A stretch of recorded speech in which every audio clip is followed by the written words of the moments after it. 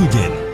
mbokk yi ñu leen di nuyu dellu di rafetlu bu baax a baax seen ànd ak rajo Futur Média ñëw ak yéen ci édition spéciale bi nu jagleel xew-xew bi démb ak tey jëm nag ci taskatu xibaar yi nu jàppoon di Babacar Fall bu RFM ak Maimouna Ndour Faye bu 7TV ci mujjantal gi nag ñoom ñaan ñëpp mujj leen bàyyi njàngat yi ak li ci kanam loolu yëpp la ñuy fas yéene waxtaanee daañu ànd ak ci édition spéciale bi ak Souleymane Niang nekk directeur de l'information bu groupe Futur Média nar a ànd ak moom ci njàngate ak leeral monsieur le directeur ñu ngi lay nuyu. El Hadj Ndiogou Diène maa ngi lay fay bu baax a baax di nuyu suñu mbokk auditeurs yi ñu teewlu. jërëjëf ci kanam tuuti kan mu ànd ak moom laata loolu xibaar mujj moo di ne chroniqueur bi di Ahmed Ndoye di chroniqueur Sen TV moom nag def nañ ko garde à vue section de gendarmerie def lu ñu mel gannaaw bi ñu ko dégloo ba noppi moom nag ñu koy tuumaal ay xotti kàddu yoo xam te ne day xotti war ma premier ministre Ousmane Sonko kon jamono jii mu nga ca garde à vue moom Ahmed Ndoye. keneen que nu jàppoon boobaak léegi di Maimouna Ndour Faye njiitu 7TV moom nag ñu jàppoon ko bërki bi ci guddi bi gendarmerie defoon descente foofule tëj télé bi daal di koy jàpp ndax waxtaan ak Madiambal Diagne moom nag defeere nañ ko tey jii ca mujjantal ga nag ñu mën ko bàyyi waaye nag moom mi ngi leeral ne dañ ko wax ne nag yoon na déglu yoon saa suñ ko soxlaa mën nañ ko woowaat ci li nga xam te ne nag moom lañ koy doon toppee dañuy déglu ay kàddoom moom Maimouna Ndour Faye gannaaw bi mu génnee ñu daal di koy bàyyi ñu déglu ko ak waa TFM. mbégte bu bëree bëri may remercier très sincèrement les confrères presse bi yëpp nga xam ne mobilisé wu nañu pour soutenir ñu bàyyi nañ ma nee nañ nag dossier bi tëjagul maanaam l'affaire est pendante devant la justice et que dama war a nekk à la disposition de la justice may remercier les membres de la société civile les acteurs politiques toutes ces personnes dont je ne peux pas citer les noms en tout cas tous les Sénégalais qui nous ont manifesté leur soutien ces dernières 48 heures. li ñu ma doon toppee mooy atteinte à la sûreté de l'État ak atteinte à l'autorité de la justice xaw ma nag ndax charge yi teggi nañu ko parce que dañ ne le dossier est pendant mais daal biñ ñëwee ci procureur moom moo ñu bàyyi. mu nekkoon Maimouna Ndour Faye di njiitu 7TV avocat mi tamit rafetlu gi ñu ko bàyyi donte sax gis nañ ne yéex na ñoom li ñu gis moo di ne sax jàpp gi moom Maimouna Ndour Faye naka noonu Babacar Fall waru woon ndax waxuñu wala defuñu dara lu war a mën a tax ñu daal di leen di jàpp Maître El Hadji Diouf nag kenn la ci avocat yu Maimouna Ndour Faye ñu teewlu ko ci. li daane lu yéex la lu metti la te nag journaliste boo xam ni kilifa la ku jiite lu toll ni 7TV nekk kilifa fa muy liggéeyee ñu téye ko niib tëj ko ay fan yàq liggéeyam ci lan te mu ngi def liggéeyam kuy def sa liggéey ñu tooñ la ci sa liggéey dóor la ci sa liggéey tere laa liggéey après ñu bàyyi la bàyyi booba man de mbégte ci man day continuer nekk naqar ci man ndax lu waratoon a am warul am téye bu waratoon a am ñu téye la di la jaay doole mu jigi xamuñ fu ñu jëm comme ak Babacar Fall ci ñoom ñaar la ñu boole li ñu leen di topp bàyyi kii démb tey war kii tey ba tey ñu bàyyi ko mën a bàyyi bi yéex na tardé na jàpp bi waratoon a am lii lu métti la loo xam ne ci démocratie kenn waru koo nangu ndax journaliste yi dañoo woon toujours journaliste bu mën liggéeyam sàmm liggéeyam kenn waru koo toroxal voilà. mu nekkoon Maître El Hadji Diouf di kenn ci avocat yu Maimouna Ndour Faye bu 7TV kon ci loolu sax la ñuy njëkk a ànd ak Souleymane docteur dégg nga ko Maimouna Ndour Faye kon ci mujjantal ga bàyyi nañ ko mu ñibbi donte sax nee neen dañ ko wax mu de rester à la disposition de la justice Babacar Fall démb tamit moom benn sart yooyu daal dinañ ko jàpp tey ci moom ñu bàyyi ko mu ñibbi ba njàngat ngay def ci ñaari mbir yi diggante démb ak tey ak li ci xew ñoom ñaar ñëpp li ñu leen bàyyi. li ci jiitu dañu rafetlu. dañu am mbégte ci bàyyi bi nga xam ne bàyyi nañ ko Maimouna Ndour Faye ni ñu amee woon mbégte démb bi ñu bàyyee Babacar Fall nde sax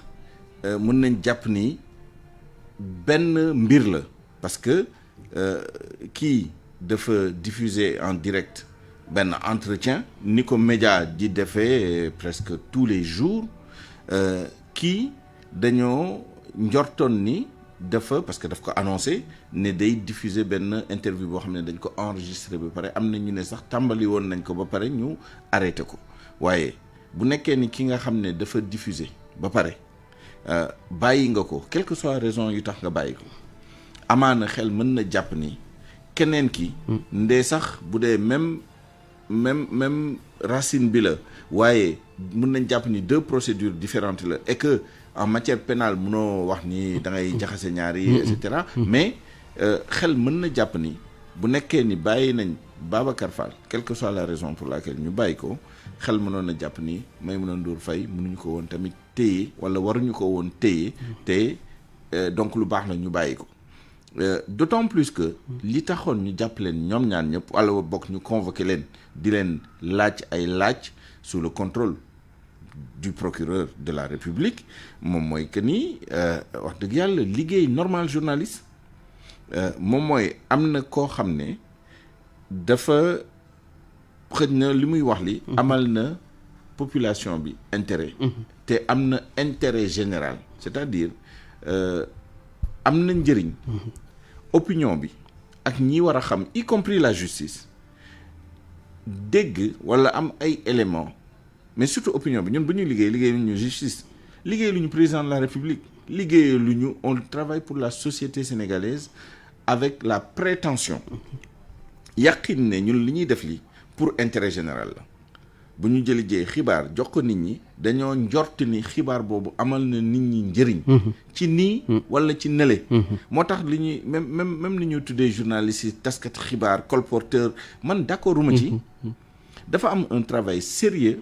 de sélection de collecte de traitement de l'information avec soubassement bi nga xam ne moom moo fondé ñun suñu profession moom mooy que ni dañoo am yàqin ni xibaar yi ñuy joxe yi yaakaar nañ ni bu ko citoyen yi jotee dina leen gindi ci loo xam ne bëgg nañ ko xam te xamaguñ ko soit dañ ko nëbb soit percevoir ñu importance bi mu am ñu manifester leen importance boobu soit pour quelque raison dañoo am yàqin ni amal na leen njëriñ te journaliste boo laaj depuis démb ba léegi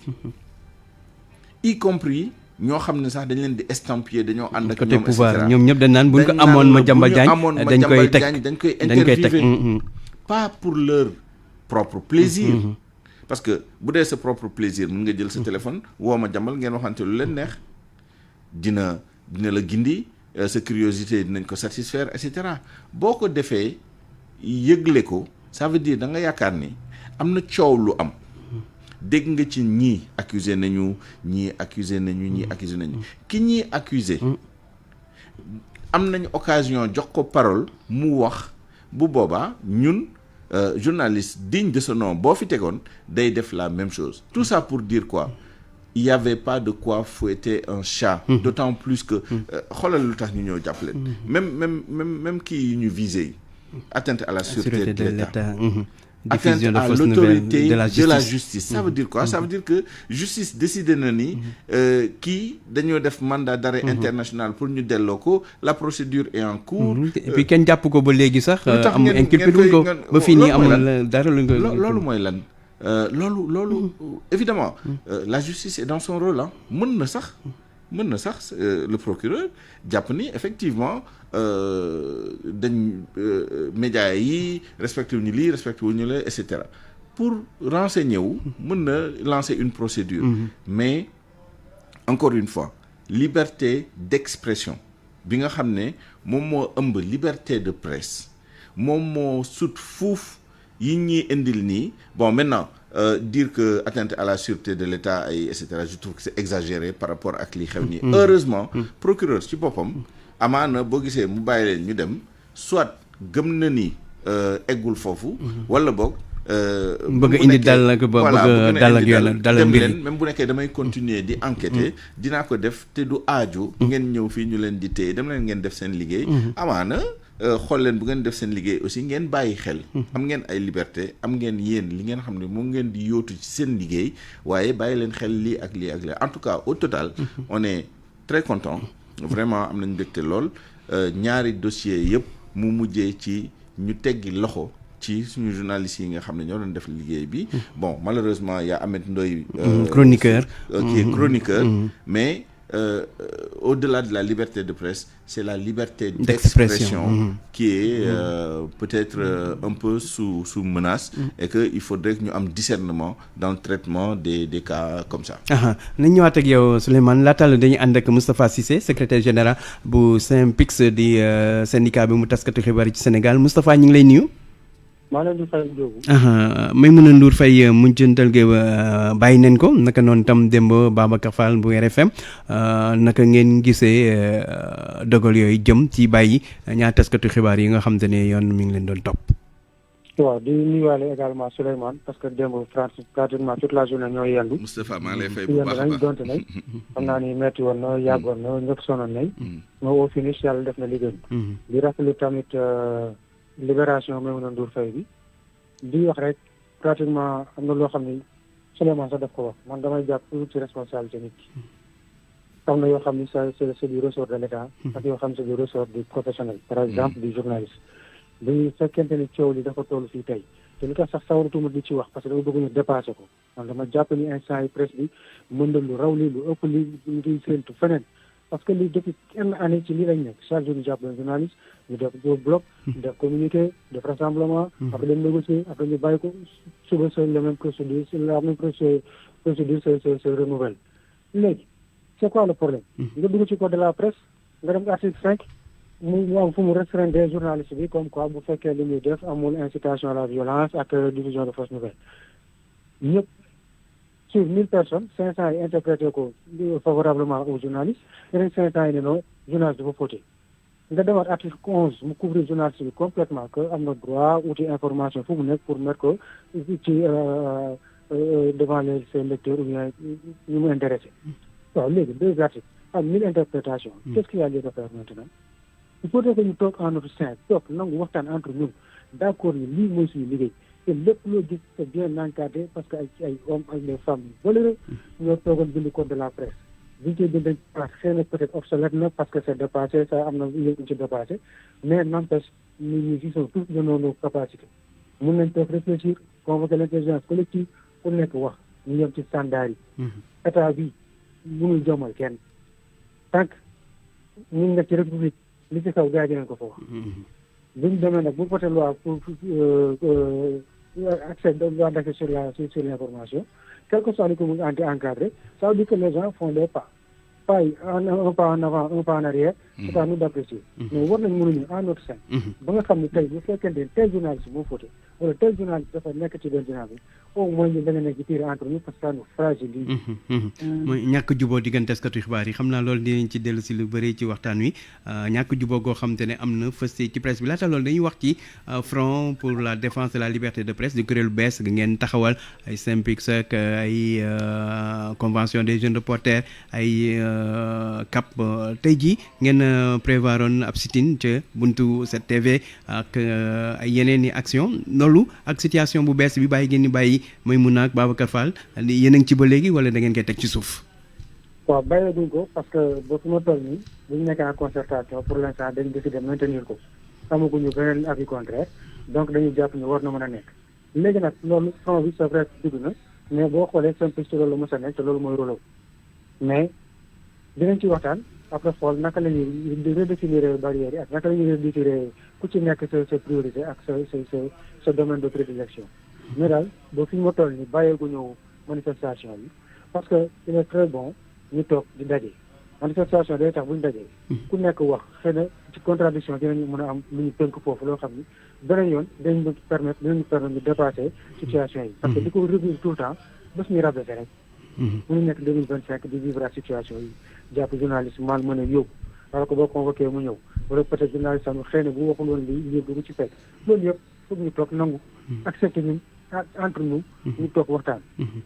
maanaam vous allez maintenir la pression maanaam du ñu bàyyi comme mbir yi tàng na da ngeen di continuer taxaw ci xeex bi pour régler problème yi une bonne fois pour toutes. waaw comme toute action rek boo mënee avant da ngay def sa briefing bu paree nga apprécier après def sa débriefing genre débrief lay doon pour mën a définir yeneen cap éviter prochainement yu mel ni di am parce que tamit corporation la boo xam ni ça mérite le respect te respect nag doo ko ñaan doo ko sarax doo koy forcer.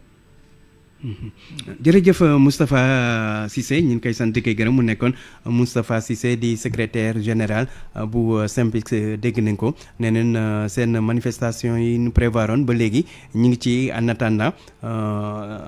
di xaar et puis maintenir la pression par rapport à situation bi ñuy dund fexe ba situation bi saafarawu. waaw c'est important que corporation bi ñu taxaw benn taxawaay mooy solidarité bi nga xam ne moo war a am diggante organe de presse yi sans clivage. gis nga intérêt bi ñu am ñun ñëpp moom mooy am benn presse bu professionnel donc loolu il faut ñëpp liggéey ci mooy presse publique RTS Le Soleil APS presse privée muy presse en ligne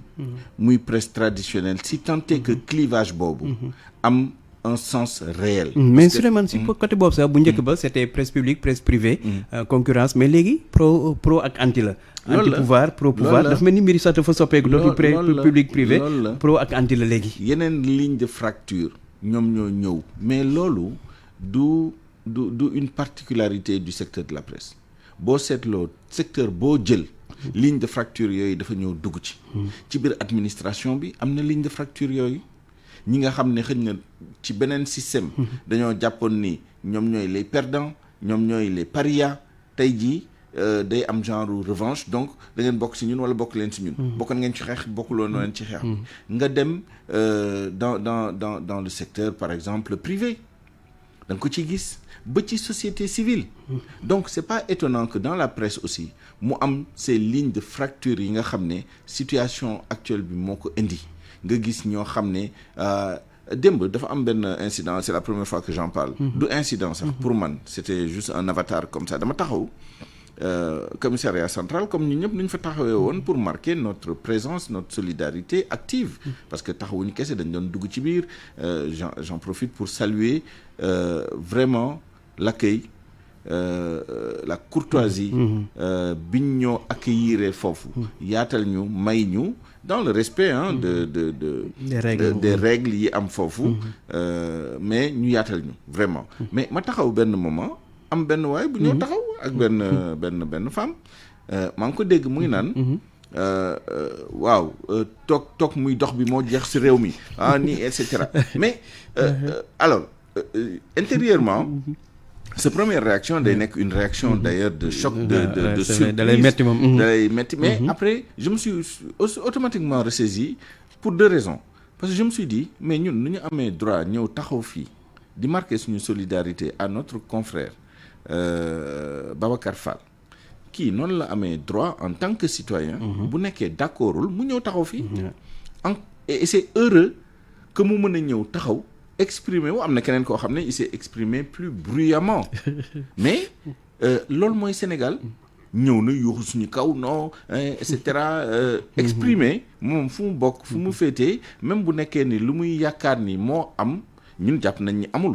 toog muy dox musul am fii. musul am ci presse moom musul am. non c'est pour nous on considère que ce sont des slogans comme ça, des mots jetés en l'air. Mais j'évoque cet incident. Cet incident, c'est pas un incident. Pour dire simplement que ligne de fracture yi fépp la. waaye Sénégal.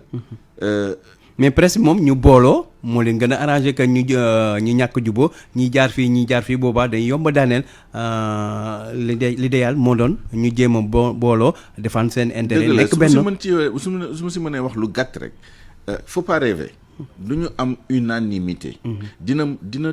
toujours dina am différence. mais différence boobu richesse la moom mooy pluralisme et diversité. Pluralisme moom mooy am nañ yemuñu ci benn. monopole bi amoon bu njëkk ba. une voix unique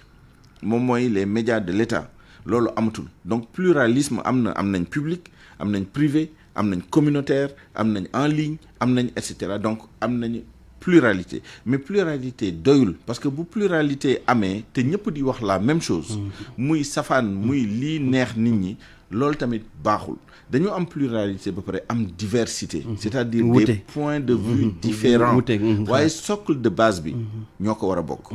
moom mooy ñun ñëpp dañoo war a yóotu journalisme boo xam ne journalisme professionnel la. bu tegu ci yoon. du wax loo xam ne du dëgg. te muy sa coobare. xam nga loi bi sax dafa prévoir bonne foi dafa prévoir erreur on se trompe mais de bonne foi. donc liggéeyu nit la day amee erreur. tey dinaa wax loo xam ne tamit musuma ko wax lii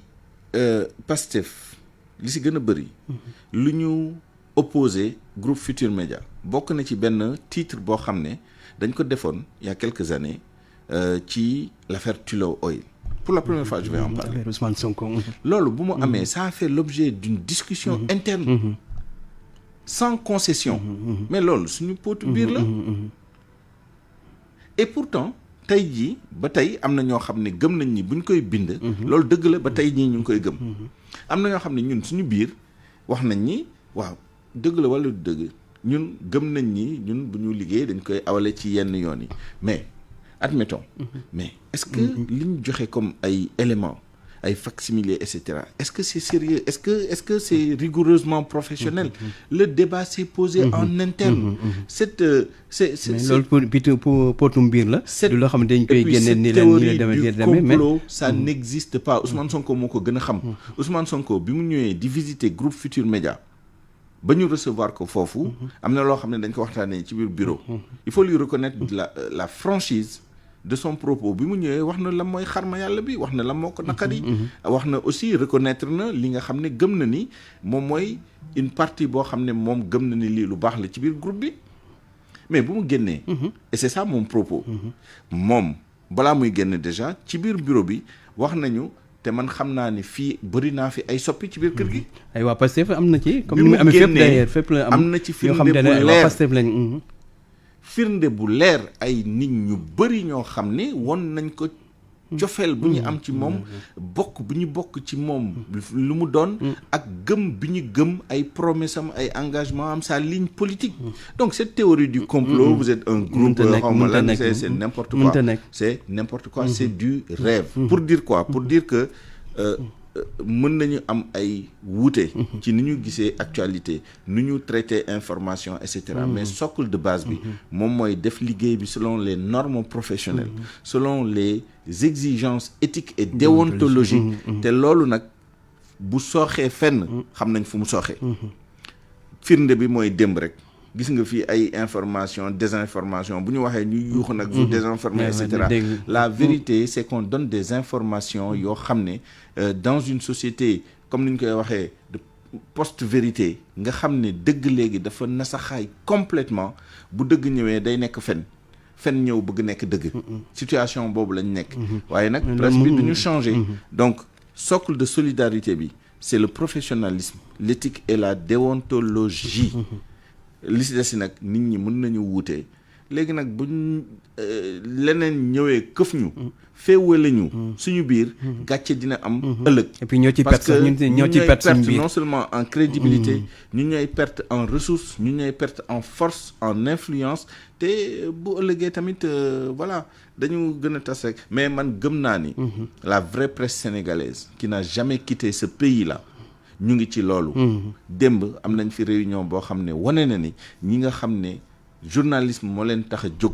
am na lu ñu gëm te ñun bu ñu xoolantee suñu biir xam nañ ni kii wute nañ ci dara waaye xam nañ ni la socle bi ñun ñoo ko bokk maintenant à la périphérie am na ay déviance am na ay dérives loolu ñëpp nangu nañ ko léegi nag boo bëggee régler problème bi doo ko régler par le bout de la chandelle c'est-à-dire dem di jàpp ay nit individuellement loolu amuñu temps bi amuñu ressource bi amuñu moyens yi pour def ko par contre boo amee yéwén générosité pour vraiment apporter une plus-value ci benn secteur boo xam ne da nga jàpp ni sax dafa am ay problème da ngay toog ak nit ñi waxtaan ak ñoom nga xool lan mooy lu ci saafara li saafara en amont fekk kenn du ci sonn te ku nekk sa niveau de responsabilité di nga def li nga war a def pour que ay déviance ay dérive ay abus di am ci exercice profession bi. nañ ñëwaat ak yow Souleymane ci kanam tuuti wéyaat ak réaction yi ñu ngi ak Ibrahima Ndiaye jàngalekat la nekk juriste nekk professeur droit des médias monsieur Ndiaye ñu ngi lay nuyu.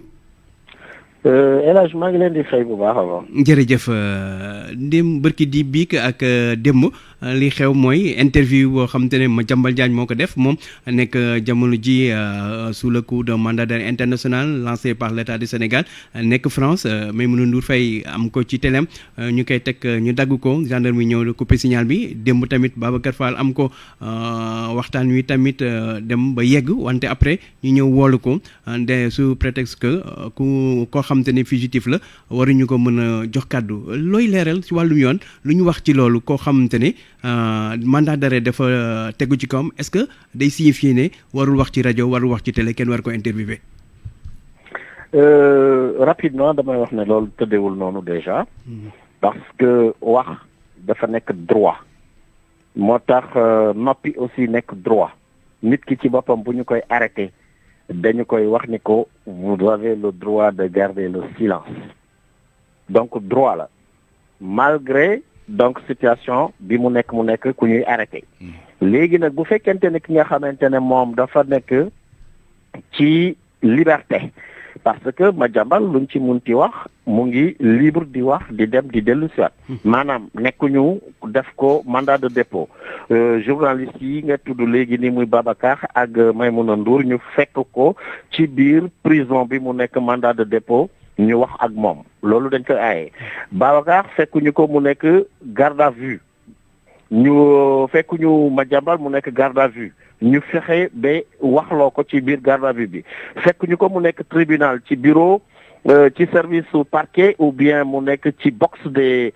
accusés ñu koy jox micro loolu journaliste bu ko def ñu xam ne wàcc nga yoon mais ki nga xamante ne moom dafa nekk ku libre ba noppi toog ci li ñuy wooyee ci tubaab présomption d'innocence mooy ki nga xamante ne dafa libre mënuñoo jàpp ne def na fekk acté wuñu ko ba nga xamante ne andi nañu firnde ni moom dafa def kon moom instant bi muy wax moom Madiambal moom ak man ak yow ak keneen ñoom ñoo yemoon am na liberté ci wax dans la mesure où wax lañu ko tuumaale ba mu génn réew mi beneen bi ci topp mooy mission journaliste moom mooy mu feeñal dëgg mais bu amee dëgg gi ba pare daf ko war a séddale ba nga xamante ne ñun ñi nekk ci biir askan bi li nga xamante ne concerne nañu parce que suñu réew la suñu ay doomu réew la ñu xam effectivement naka la loolu tëddee kon ci conclusion bu gàtt lii di Babacar Fall ak lii Maïmouna Ndour Faye def du dara lu dul seen liggéey bi nga xamante ne moom la ñu tànn mu nekk journalisme te journalisme wéeru maanaam sax ci seeti lii dëgg nga andi ko seet li nga xamante ne moom moo ci amal njëriñ askan bi nga jox leen ko te waxu Madiambal Diagne dafa ëlëm Sénégal yépp donc li nga xamante ne moom la Babacar Fall def ak Maïmouna Ndour Faye def peuple bi nga xamante ne ñu ngi doon dégg waxu Madiambal te xamuñu ci dara remerciement lañ leen ci war a def. wax leen ne jàng yow juriste nga ci wàllum yoon disposition ci wàllum yoon lan lay wax exactement ban article parce que coow li bëri na ci ñi naan am na article yoo xamante ne ñuy wax ne sécurité état bi ñuy wax ne may nañ ko koo xamante ne mandat d'arrêt lan la yoon wax ci mbir mi en terme de disposition. li ñuy demee fi ngay njëkk a demee mooy li jiitu mooy charte ndeyu réew mi charte bi nga xamante ne ci la lépp sukkandiku loo xamante ne bu dëppoowul ak moom loola baaxul mooy la constitution moom moo jox nit ñi ñu am un droit à l'information c'est un droit constitutionnel qui est protégé maanaam constitution bi moom moo ñu jox ñun peuple bi mu ni ñu yéen dañ leen a war a jox information bu leer information bu juste information bu jóge ci ay bërëb yu bari moom mooy donc yu diversifié à partir de là ñu ne journaliste bi yow ci sa bopp da nga war a informer juste et vrai sa liggéey aussi moom mooy nga dem collecter information nga ñëw nga traiter ko après nga diffuser ko à partir de là ba fii ñu toll nii le fait ñu tàllal micro Madiambal Diagne amul dara loo xamante ne takkoona ak ki nga xamante ne dañu ko war a mën a tuddee dafay porter atteinte à la sûreté de l'État parce que sûreté de l'État dafa kawe dafa grave dafa dangereux te buñ ciy boole journaliste dañuy xalaat complot par exemple mbaa espionnage yooyu noonu la ñuy xalaat ci journaliste bu fekkente ne ci liggéeyam la te ñu def jotewul absolument rien loolu la ñu prévoir ci article 80 code pénal bu Sénégal bi wax toutes les manœuvres yi nga xamante ne nit mën na koo def pour porter atteinte donc à l'ordre public ou bien nga dem ba nga xamante ne donc da ngay nasaxal donc sécurité wu réew. kon fait yi ñuy wax fait visé yi ñuy wax autorité de la justice atteinte à l'autorité de la justice wala atteinte à la sûreté à la sécurité de l'État loolu nekkul loo xamante ne firnde na la ci wàllum interview boo xamante ne def nañ ko. non loolu dafa kawe dafa sori ci affaire ci wàllu ñaawteef ça veut dire que loolu dafa crime. bu fekkente ne ab journaliste ci wàllu liggéeyam dafa dem ba def lu nga xamante ne atteinte à la sûreté de l'État la mais loolu ci espionnage ou bien complot bu nga xamante ne journaliste da koy def ak noon bu nga xamante ne mu ngi nekk bitim réew di fexeel Sénégal jaar ci journaliste bi loolu moom mooy atteinte à la sûreté de l'État au sens donc de la responsabilité du journaliste. On est loin très loin ci de ñaawteef yooyu noonu li fi am mooy que nañu ko wàccee ki nga xamante ne daf lay gàll ay musiba pour mun laa dugal moom fu ko neex mu tibbi andi ko mais loolu amul solo le fait que ñu ne lii la ñu def loolu amul solo li ci am solo mooy nga andi firnde bi te interview yi nga xamante ne moom la ñu déglu amu ci benn bu nga xamante ne mun naa dëppoo ak atteinte à la sûreté de l'État devant un juge boo leen yóbbu woon tey devant un juge aussi juge bi daf leen di bàyyi ñu ñibbi moom moo fi nekk léegi nag ki nga xamante ne moom moo ko leen jàppalu moo leen arrêté lu objectif bi mu amoon moom mooy que waxtaan bi bañ a tasaaroo te aujourd'hui tax na waxtaan bi gën a tasaaroo parce que ñi doon wax lii lan la ñu doon nëbb nii dem nañu ci réseaux sociaux yi pour déglu ko même bu fekkoonte ne intéressé wu leen jërëjëf monsieur Ndiaye ñu ngi lay sant di lay gërëm ma fàttali ne juriste nga nekk professeur de droit des médias ñu ngi lay sant di lay gërëm baax ci leeral yooyu kon Souleymane ñoo ko déggandoo en tant que juriste indi na leeral nee na li ñu def amul dara lu leen ci war a mën a toppee ci wàllum yoon sa xalaat ci njàngat boobu mu def ci xalaat bi. évidemment man du ma juriste. donc mais li mu wax nii xel mën na ko jàpp. wala nopp mën na kaa dégg ci li ma ci gën a jàpp. moom mooy ñu bañ a salfaañee mooy ñu bañ a galvauder yenn caractérisation juridique yi parce que gis nga boo tàmmalee nit ñi di jël lu ndaw a ndaw nga koy tollale fenn fi atteinte à la sûreté de l'État xam nga loolu dafa fort voilà lu fort bu ñu demee ba toll ci vraie atteinte à la sûreté de l'État amaana boo waxee nit ñi duñ ko jox dayo bu mu war a am bi te exemple bu mu joxe bi vraiment wala nu mu ko démontrer nii man de am na yenu na maanaa ci man nde sax du ma juriste parce que man mun naa joxe benn firnde bu ndaw rek tey jii benn média boo xam ne dafa dem lu mel ni ay terroristes wala ñoo xam ne dañoo bëgg attaquer état du Sénégal d'une manière ou d'une autre ay cyber attaque wala def fi tooxi duna ba pare ñëw déggoo ak benn média c'est-à-dire da ngeen tenir ay réunion wala ngeen am ay pexe yu ngeen di communiquer pour jox média bi jouer rôle bi yow yaay jouer rôle bi pour ci déstabilisation bi loolu vraie atteinte à la sûreté de l'État c'est une participation active criminelle ci benn œuvre boo xam ne day atteindre à la sûreté de l'État wala de façon concertée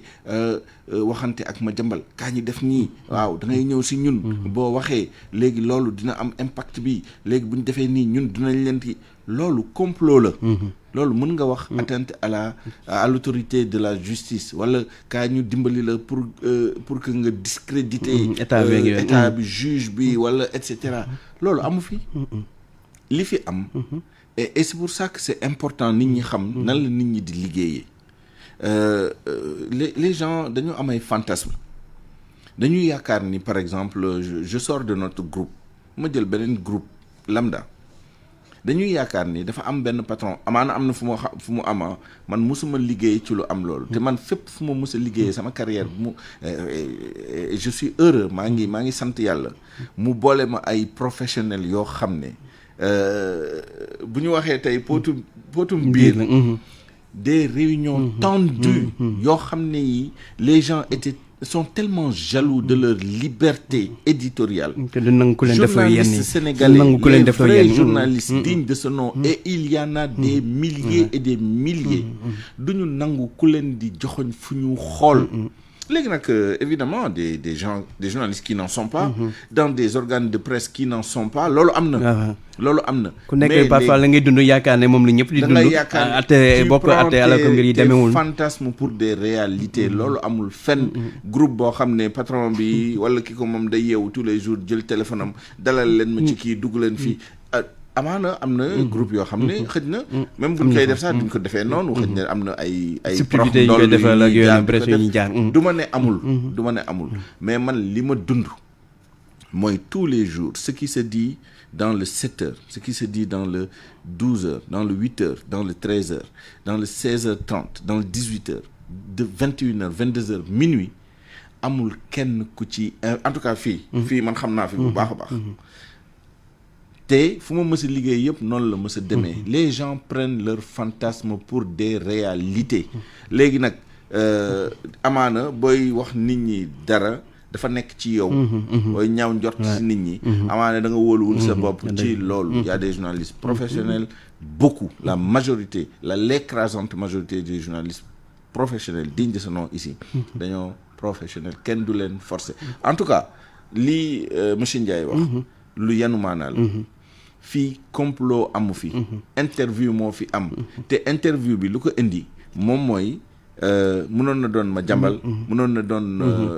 ci histoire sax Ben Laden terroriste bu mag Al Jazeera mësu na ko jël interview jamono joo xam ñu ngi ko doon wër mandat d'arrêt international ku nekk di journaliste yi seen charte dañ leen wax ni dëgg moom mooy seen première responsabilité du loi de du respecter loi parce que dans beaucoup de cas pour nga wax dëgg il faut nga violer loi bi mais bu ñu waxee violer loi c'est pour ça que ñu viser des incriminations yoo xam ne ay tooxi duna la parce que yenn violation de loi yi te lan mooy tax journaliste décider xaw a violer yenn loi yu ndaw yi au nom de l'intérêt général et de la vérité moom mooy que ni boo toppee ni damay respecter loi bi kese sa liggéey doo ko def et déontologie da lay wax ni sax loolu na la jaral dem kaso du gàcce ci journaliste parce que ma jox la benn exemple suñu déontologie dafa ne nit bu la wóoloo ba jox la xibaar boo xam ne moom liberté am xëj na ci wala mën na ci am problème waxuma la problème de liberté de mën nañ ko dàq ci liggéeyam mën nañ ko créer ay pression ak yi ni mel yow journaliste bi sa déontologie daf la wax ni buñ la doon yóbbu kaso doo ko wax moom bu la waxee ni man maa la ko wax mais bul wax ni man maa la ko wax doo ko wax jamais mos a génn protection des sources ma ne ko protection des sources protection des sources alors que boo xoolee sous l'angle purement juridique wala judiciaire loolu yanwun maanaam dañ naan la non pour lan ngay accepter di dem kaso pour quelqu'un qui t'a donné une information boo xam ne amaana waru la ko woon jox mais lu tax mu jox la ko parce que ñu ngi jël fii des lois sur l'accès à l'information sur les lanceurs d'alerte heureusement démb commencé nañ jël les textes réglementaires les décrets d'application di ko adapté en conseil des ministres amaana léegi ñu publier ko au journal officiel et lois yi di commencer di applicable d'une certaine manière mais loolu la lanceur d'alerte mooy lan moom mooy koo xam ne dafa nekk fu ñu fenn foo xam ne am na fa accès à yenn information yi mu gis loo xam ne lii jaaduwul dañ ko war a protéger pour mu mën ko boole mais xam nañ ne bu ko boolee amaana am na lu muy violer soit règlement intérieur fu mu nekk fi soit loi parce que xëj na agent assermenté la warul def nii wala warul def na la mais moom ci boppam day toog ba si yàgg mu méngale ñaari en anglais turning lan lañ koy tuddee defining moments c'est-à-dire day am benn moment boo xam ne le conflit c'est plus entre le bien et le mal parce que bien ak mal dafa yomb yow sa doom da nga leen di yar ci xam lu baax ak lu bon mais day am benn moment boo xam ne ñaari bien dañu nekk en conflit ñaari biens yi mooy lan yow booy liggéey fenn loyauté bi nga war a am ci sa employeur loyauté bi nga war a am ci état et cetera c'est une valeur c'est positif mais di nga toog bu si yàgg gis ci biir état loo xam ne boo ko waxul day contrevenir à d'autres valeurs yoo xam ne say valeurs individuelles personnelles say valeurs d'éducation say valeurs culturelles say valeurs religieuses parce que mën nga nekk di liggéey fenn ñu la yow lu ñu la wax da nga ko war a def da nga war a respecter ordre da nga war a respecter et cetera mais bu dee yow waaye gëm nga catholique nga protestant nga musulman nga wala leneen nga loo xam ne fen wala wax lu dul dëgg wala gis dëgg di ko nëbb safaan la wala bakkaar la wala et cetera xoolal ñaari valeurs yooyu la valeur de loyauté ak la valeur de vérité ci sa religion xam nga bu boobaa choix bi ngay def bi day déterminer yaay kan ak nan fan nga jëm loolu moo ñu xaw a dal fii c'est-à-dire journaliste day toog bu si yàgg loi nekk en conflit avec impératif li nga xam ne moom moo tax moom muy def liggéeyam moom mooy la vérité et l'équilibre de l'information bu boobaa day choisir am na ñoo xam ne dañ naan man de loi bi lay kii puisque loi nee nañ ko interdire moo tax débat bi kenn mënu ko vider ñeneen ñi dañ naan y a la loi mais y a une valeur supérieure la valeur supérieure ça peut être que ça c'est l'intérêt général ñu rendre ko public pour que bu nekkee dafa am benn musiba bu muy indi ñu mën a kar musiba boobu mu bañ a dal suñu kaw. donc ça c'est important que les gens le sachent aussi. nañ ñëwaat ak yow directeur wéyal wéy ci réaction yi ñu ngi ak monsieur le ministre Samba Sy di ancien ministre njiitu PIT nekk tam jamono ji coordonnateur bu Front pour la défense de la démocratie et de la République FDR monsieur le ministre ñu ngi lay nuyu. maa ngi lay fay El Hadj di nuyu directeur Souleymane Niang. jërëjëf di lay gërëm bu baax ci taxawaay bi ak jàppale bi soutien bi ci démb ci mbirum Babacar Fall léegi Maïmouna Ndour Faye ak Babacar Fall yëpp mujj leen bàyyi démb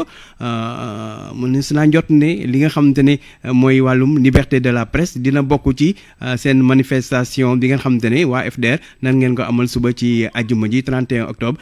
loolu xam naa ne dina nekk mbir mu leen di yitteel yéen si manifestation bi.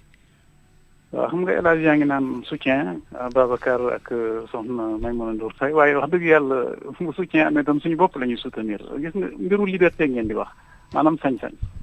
et puis sañ-sañ ñëpp ne sañ-sañ ñi nga xam ne ñoo yor ay xabaar di ko tas waaye ñooñu ñun lañ fi nekkal parce que bu fekkee ne mënuñu xam fexe ba xam li xew ci àddina li am ci société li am suñu réew ñun ñooy gëlëm ñun citoyens yi donc taxawaay bu ci nit mën am man de loolu laa gëm taxawaay pour boppam la ndax wax dëgg yàlla bu ñu demee ba nga xam ne dootoo amati ay information fiable yoo xam ne mën nga ci téye jàpp mais loolu da ngay dellu gannaaw ko métti métti donc li xew depuis barke dem ñoo ngi koy yëngu lool kontaan sant suñu borom bi nga xamee ne bàyyi nañ Babacar ñu bàyyi may mun a tey mais naxarlu li xew ndax li xew ci élage day def gis nga on s'arrête au fait immédiat mais il faut regarder aux conséquences xam nga conséquences elles sont dramatiques addina bi ñu nekk nii doo def loolu parce que boo ko defee sa xar kanamu réew lay yàq dans la durée or déjà suñu réew ñu wax ko ñu bañ ko wax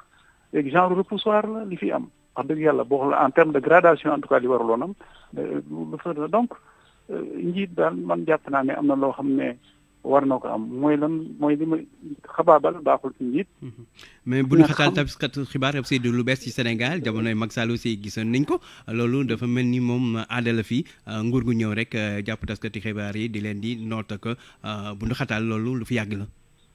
élage bu doon aada sax aada bu baax da nga koy du moyu loolu di benn d'autant plus que ñu ñëw xam nga dañu këf xel yi amul lu ñu liggéeyul. loolu di benn maanaam société day avancé parce que da ngay jàng si li nga xam ne démb amoon na nga ne baaxul nga jëm si kanam ensuite boo ko seetee de seetantal ko wax dëgg yàlla man de li ma dégg démb am na lu ma fekkee ne xaw ma ndax bu fekkee ne am na ngeen fàttali ma ko ab directeur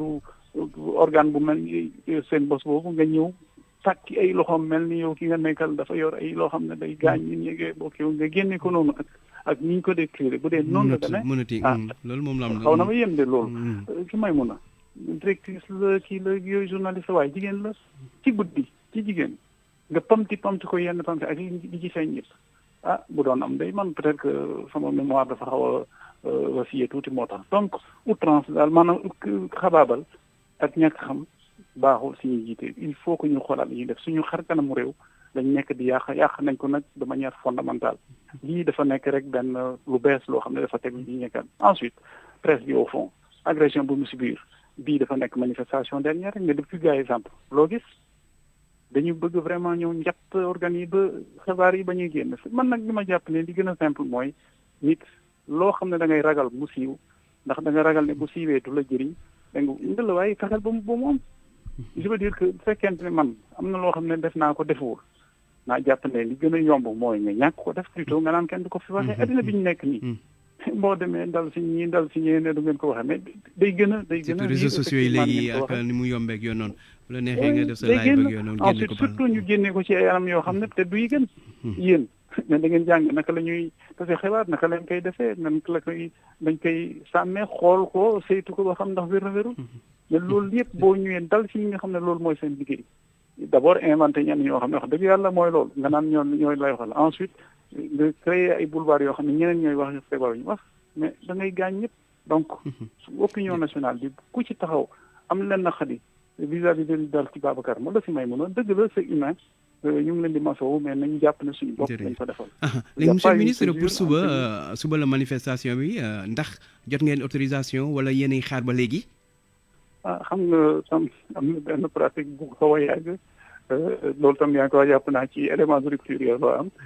xibaar bi ngay jox ñaare dañ la ko guddee jox en tout cas ñun lépp li nga xam ne war nañu def nañ ko def ko tam ci teel wax ne wax dëgg yàlla ñun toju ñu saagawu ñu yàqu ñu dalaluñ ci kenn dañuy fësal rek li nga xam ne jàpp nañ ne warul ñu mën a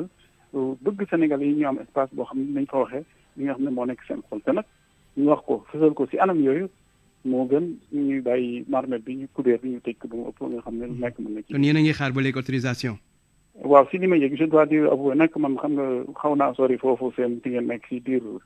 taax yooyu maa ngi ci xaw a kawe tuuti mais jotaguma benn xibaar ne demee na nii mbala demee nii mais xam naa du yàgg bu soobee yàlla. jërëjëf monsieur le ministre ñu lay sant di lay gërëm mu nekkoon ministre Samba Sy ancien ministre na nekk njiitu PIT nekk tam coordonnateur bu FDR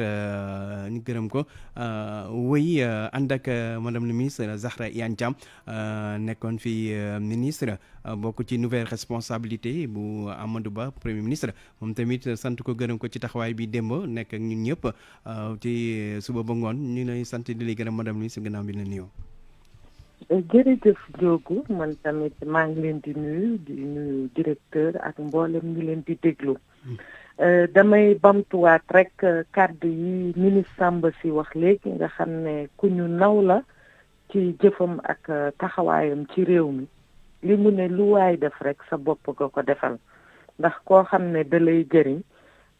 bu amee jafe-jafe boo ci taxaw ci wetam donte doo ci def dara sax day mel ni sa bopp nga ko defal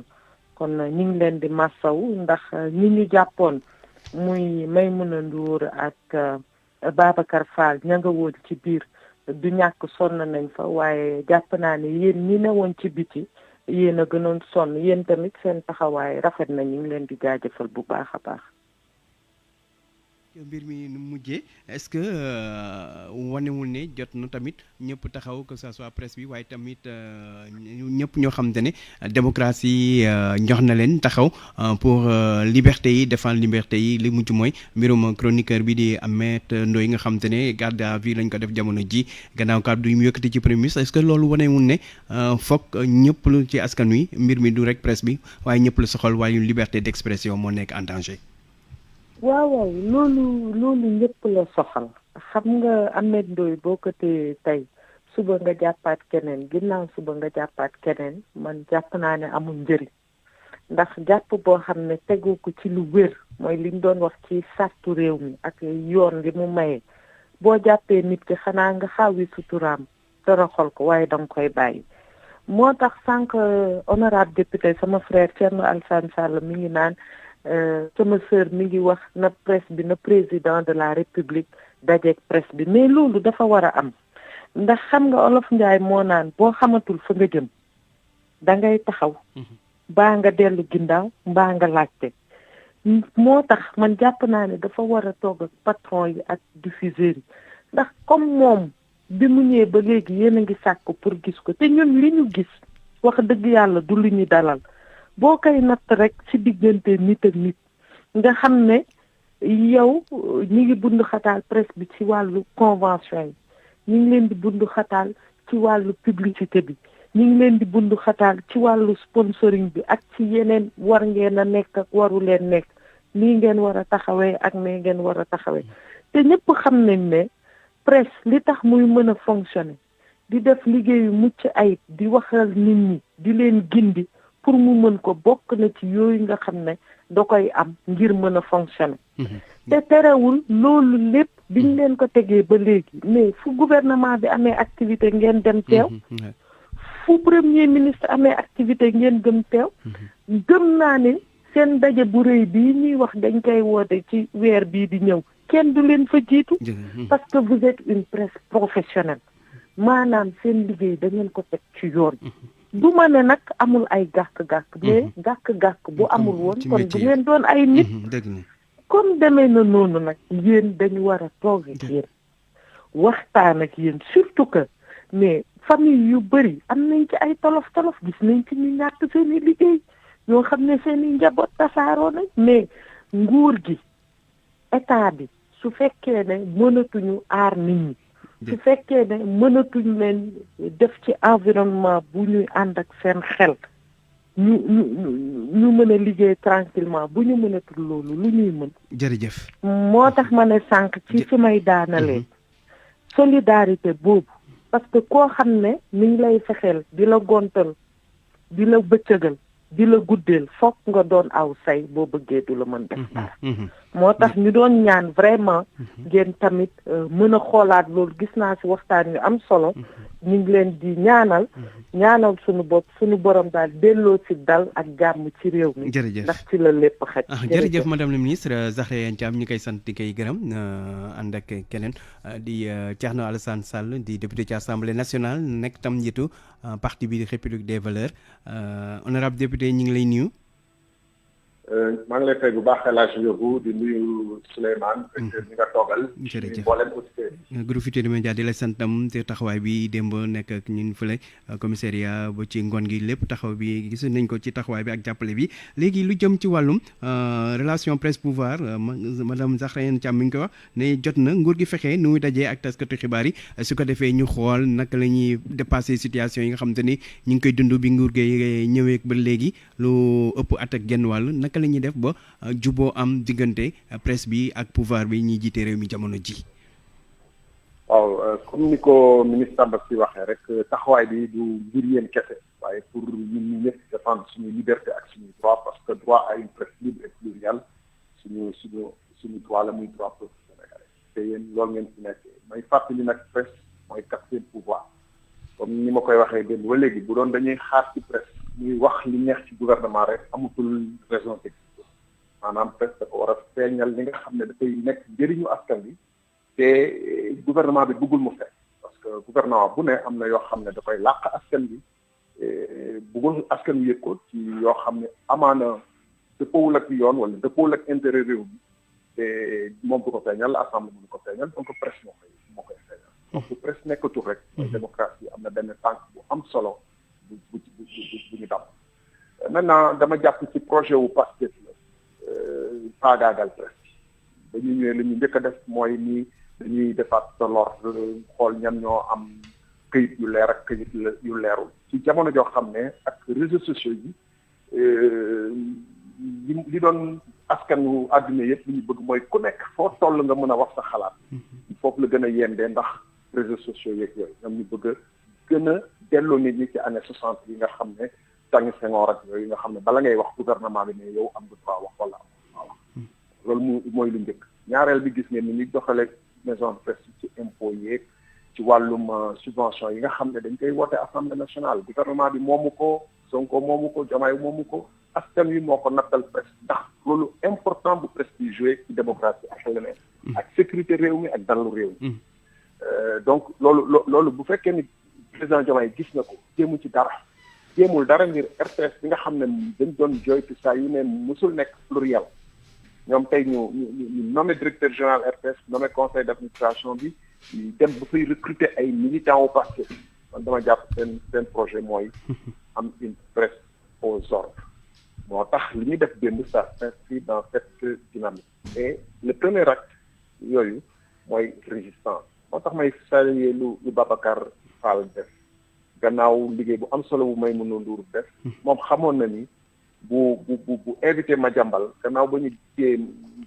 Maïmouna Ndour dañ koy téye am na ay droit yoo xam ne du Diomaye nga koy waxtaanee pour am ko wala di ko sàkku ci moom wala di ko ñaar dañ koy foqati comme ni ñuy waxee le fait que mu taxaw moom invité Madiambal ça a créé un déclic et le monde entier a vu que parce que derrière les slogans en fait dictature la ñu bëgg a def donc moom dafa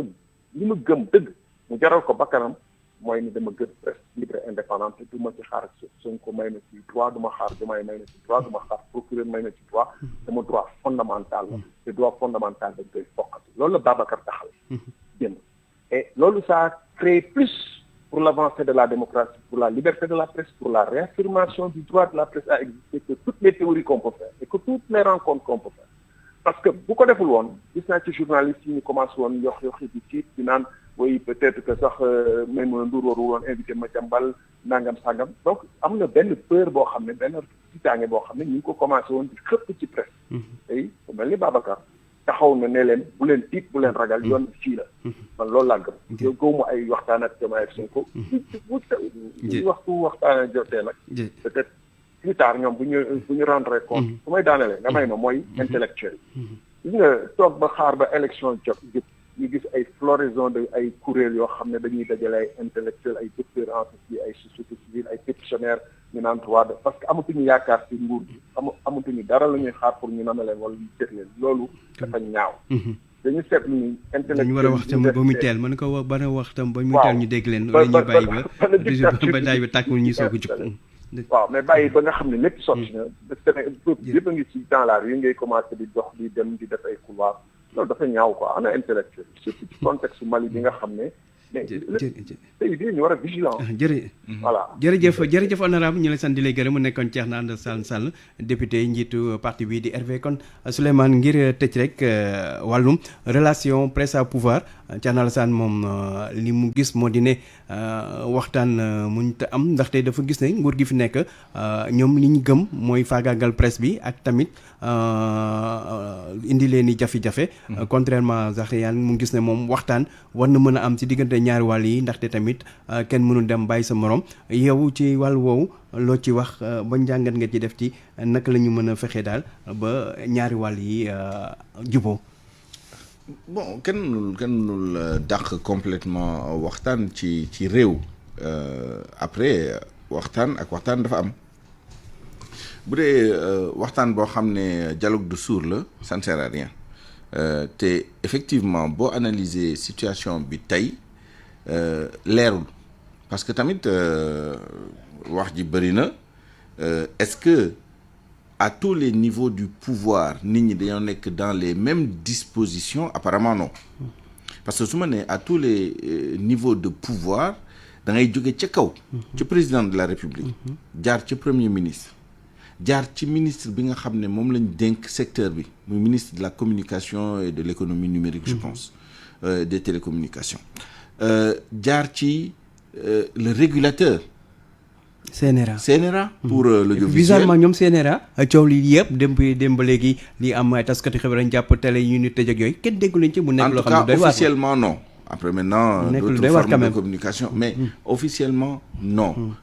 d'où la question bi ñu doon posé ca njëlbeen moom mooy lii xew démb évidemment ñëpp xam nañ parce que à l'évidence apparemment c'est le procureur de la République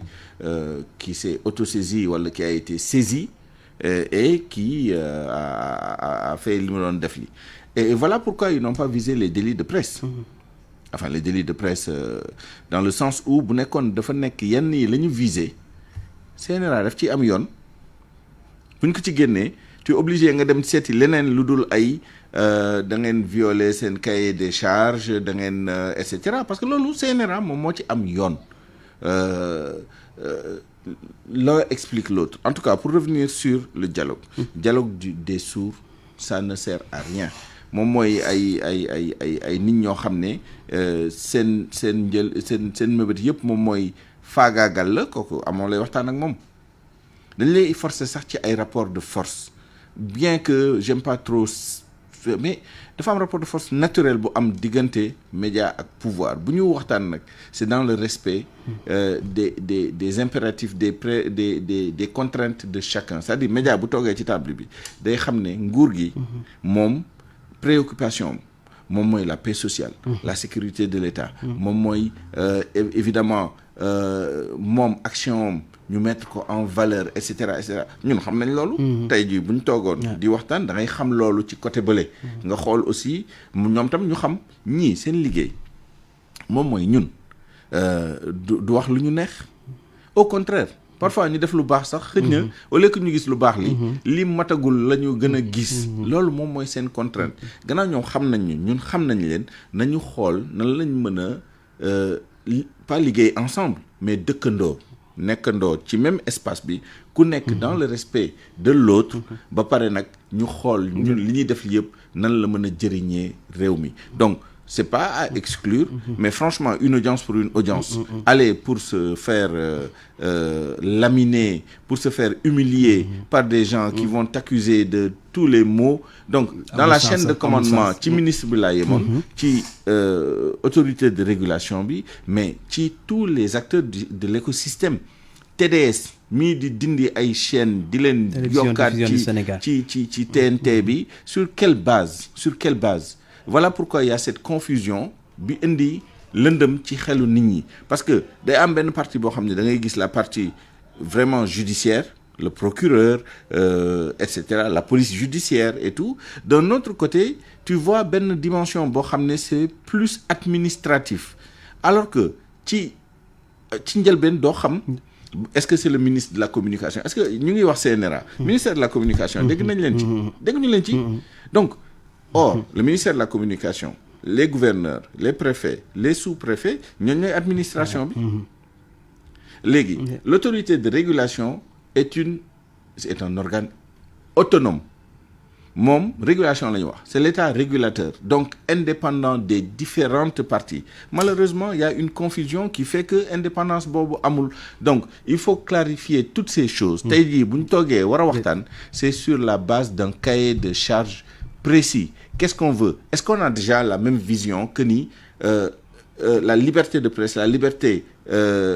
d'expression c'est un impératif pour une société démocratique bu ñu déggoo ci loolu mën nañu avancer sur d'autres questions mais bu nekkee ni tey da nga gëm ni yow loolu gëmoo ko man loolu laa gëm mën nañu waxtaan wax dëgg yàlla jërëjëf Souleymane ñu lay sant di lay gërëm mu nekkoon Souleymane Niang directeur de l'information groupe Futurs Médias ci njàngat yu am solo yi ñu koy gërëm bu baax a baax del tam ndokk yi di leen di gërëm mu nekkoon édition spéciale bi ñu jagleel xew-xew yi ci presse bi démb ak tey El Hadj Ndiogou Diène nekkoon ci micro bi Kader Lo Abdou Khad ci machine bi ci digital bi Matar Samb production Aliou Baax ak Abdou Thiam chef d'édition Awa Mbaye ñi gërëm tamit soxna Fama Dione ci kanam tuuti programme bi di wéy ak yëgle tàgge ak soxna Aminata Ndaw jaajëf ci ànd beeg RFM ñeen ak jàmm